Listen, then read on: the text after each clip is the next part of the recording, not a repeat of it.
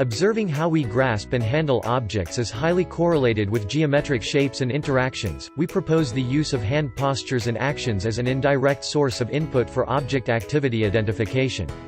Based on that hypothesis, we developed oSense, a wearable device consists of 6 9-degree of freedom IMUs. Using a neural network model, we trained our system to recognize 9 postures and 10 activities. By an empirical study, we showed that the accuracy of the object activity recognition can be significantly improved using posture.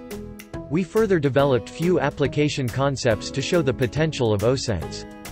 LifeLogger.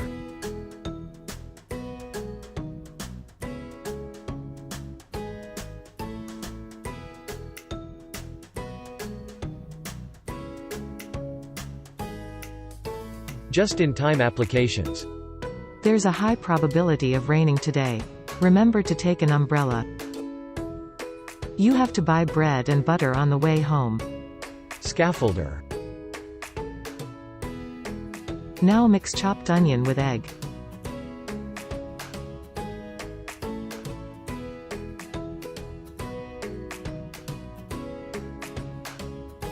For more details, please refer our paper.